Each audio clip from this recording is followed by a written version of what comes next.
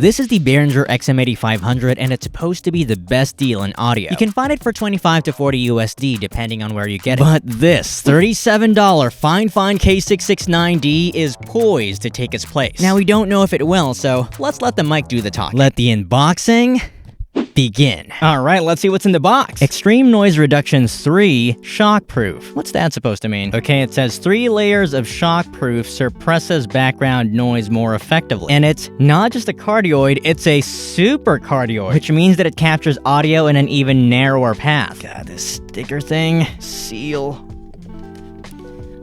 Moment of truth? Huh. That is simple packaging. That mic is smaller than I thought it would be. Got the manual. It has a very important warning not to swing the microphone clockwise or the bracket will be broken. Good thing we read the manual. Whoa, this is either new or I just noticed this now. There's a warranty. Fifine Microphone warrants its hardware product defects in materials and workmanship for a period of 1 year from the date of original retail purchase. So you can just pause the video now if you need to see the rest of this, but that is a sign of confidence on Fifine's part. On to the good stuff. There's an XLR cable. Look at how thick that is. And those connectors seem pretty sturdy. They do seem similar to the Mayono ones. These are the ones included with most Mayono microphones. These are the Fifine ones. The designs look nearly identical, save the color and finish of the metallic portion. All right. Whoa. Whoa. It's gonna be a long cable, isn't it? Okay, this is ridiculous. This is the Mayono cable that comes with most Mayono microphones, and this is the Fifine one. Check this out. That's the cable over there, and it nearly travels all the way to the other side of my studio. Comes with a tripod. The tripod weighs 201 grams. That is a sturdy tripod. In comparison, the Fifine A6V tripod weighs 80 grams. People always complain about built-in tripods being flimsy, so I'm glad that Fifine got this right. Thanks for listening, Fifine. And of course, the microphone itself. Wow. I am digging that design. Design matters, guys. 413 grams. That is a sign of build quality. This is an all-metal construction. To put that into perspective, the Fifine K688 weighs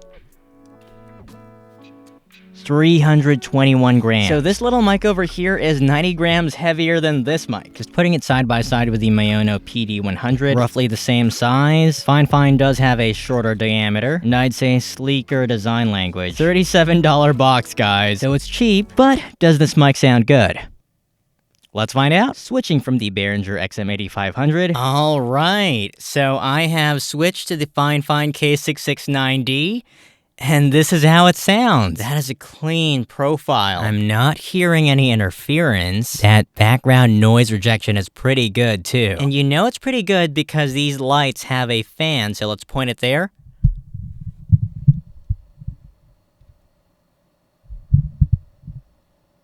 Pointing it back here. Gone. Hello. Oh, wow. It got even better as I got closer. Time to do some tests? All right, let's do a distance test. This is how I sound about 3 inches away from the Fifine K669d. This is how I sound about 6 inches away from the Fifine K669d. This is how I sound about a foot away from the Fifine K669d. Now, this is how I sound when my lips are barely touching the grill of the Fifine K669d. Here you can see there was a massive gap between the grill and the actual diaphragm of the microphone. See how far this gap is. This is how it sounds when I'm just barely past the grill, and this is how it sounds when my lips are just barely touching the diaphragm of the microphone. Let's do a plosive test. Closer to the diaphragm, yeah, let's not do that. You can actually see there's a bit of foam in front of the diaphragm, and the grill of the microphone itself has foam. Putting the grill back on for the plosive test, pesky P's perpetuate problematic plosives. A bit further, pesky P's perpetuate problematic plosives. A bit further, pesky P's perpetuate problematic plosives. Closer to the mic again, now at a 45-degree angle. Pesky P's perpetuate problematic plosives. Pesky P's perpetuate problematic plosives. Pesky P's perpetuate problematic plosives. Now for sibilance. Sizzling sibilance sends sharp sounds. Sizzling sibilance sends sharp sounds. Sizzling sibilance sends sharp sounds. Now for the polar pattern test. The Fifine K669d has a supercardioid polar pattern. Cardioids capture more from the sides, supercardioids not as much, it's a bit narrower, with the drawback being that their backs are a bit more sensitive. So let's see how it captures sound from all around.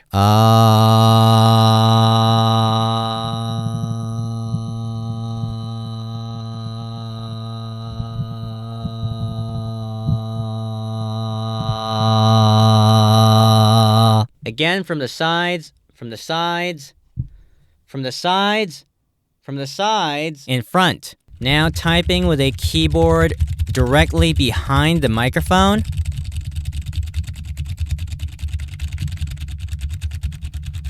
Just slower typing.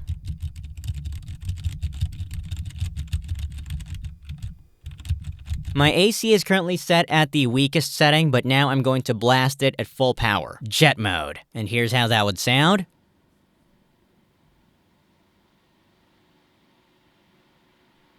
Now let's turn the mic around.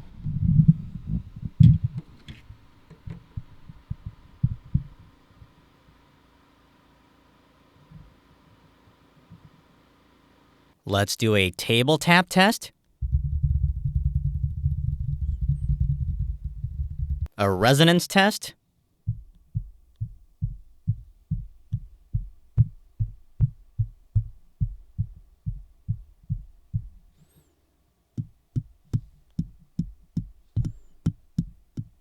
Now you can easily transfer the K669d to a generic boom arm like this one. Just take the tripod off.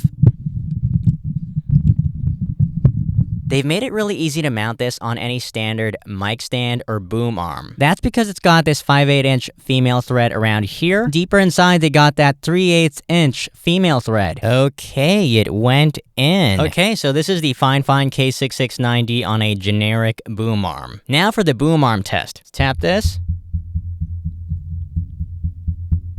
Let's swivel it from side to side.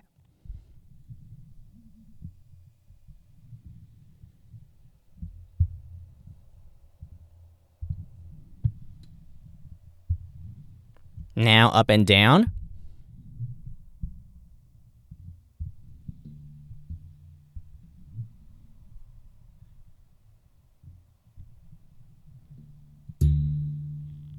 Now tapping on the table. Typing from right behind it.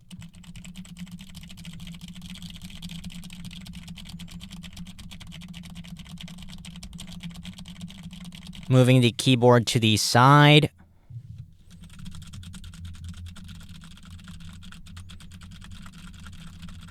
Now for the guitar test.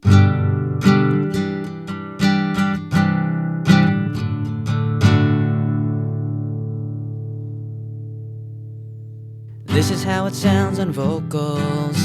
How it sounds on vocals. This is how it would sound with a lower voice. This is how it would sound with a medium voice. This is how it would sound with a high voice. This is how the Fifine K669d sounds on a popular budget mixer, the Tayun Q12. I should mention that Fifine also has their own mixer, the Fifine Ampligame SC3, which I have yet to unbox, so stay tuned for that video. You're now listening to the Fifine K669d on what I would consider a more mainstream and professional budget audio interface, the Behringer UMC 204 HD. This already has ultra low noise preamps and comes with a lot of controls. You cannot go wrong with this interface. But yeah, how does it sound with the K669d? Okay, quick comparison. This is how the Fifine K669d sounds compared to the Behringer XM8500. The quick brown fox jumps over the lazy dog. The quick brown fox jumps over the lazy dog. Both are excellent mics for their price. Both mics are anomalies, and neither of them should sound this good for their price. So you actually can't go wrong with either, but I will share my full thoughts on these mics in a separate video, so stay tuned for that. Let's talk about the pros and cons. Pro 1, good plosive resistance and shock proofing. They keep saying this mic has 3 layers of shock resistance, and I'm not sure which parts those are, but the shock resistance is so good that I can even hand-hold the mic via the tripod. Yeah, it can make sounds shifting from one hand to the other, but if you've got a closed fist on the tripod and you just move it around like so. Not a whole lot of noise. Pro 2, it's got a super cardioid pickup pattern. This is a highly deliberate move from Fifine because most mics are just cardioid. The K669d is a super cardioid, which means it focuses on your voice even more compared to a regular cardioid. Pro 3, it's got great build quality. I'll be honest, I have dropped the mic a couple of times. In my defense, that was just from 2 feet high falling onto a carpeted floor. And it still sounds just as good as when I unboxed it. This mic is built like a tank. So much like a tank that I kind of just want to make a video where I run over it with a car to see if it still works afterwards. I don't know, is that something you would like? Fine, if you're listening, this is an unsponsored video, but if you do send me a couple more of these, I am going to do some serious durability testing with the Fifine K669d.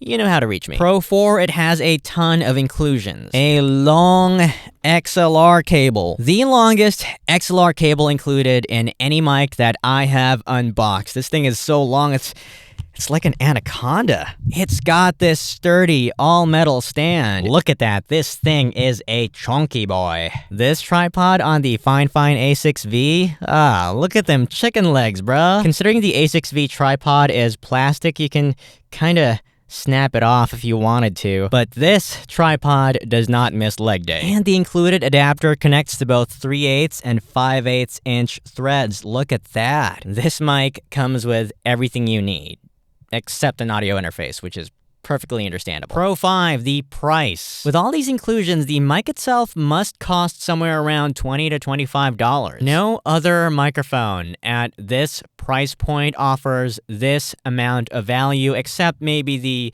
Behringer XM8500. Now, for most people, if you just need a spare mic, this mic will do most of what you need it to do. Let's talk about the cons. Con 1, it's got a low max SPL of 120 dB. So I wouldn't use this mic to record drums, but it's got enough sensitivity that you don't really need to record from up close. You can just boost the gain from afar, though that will capture more ambient noise. Con 2, it doesn't have USB mode, which is a con in the short term for those of you who want a usable mic out of the box. But in the long term, it's actually good that it isn't a USB mic because the budget that would have gone into the USB parts actually went into the mic itself or its peripherals. Con 3, and this is the main con. The highs, to me, do sound overly boosted, so that can lead to listening fatigue. Now, is that a deal breaker? For me, it isn't, because most people are listening from consumer-grade headphones and speakers, so those tend to attenuate those bad-sounding frequencies a bit. But once you wear a professional pair of cans,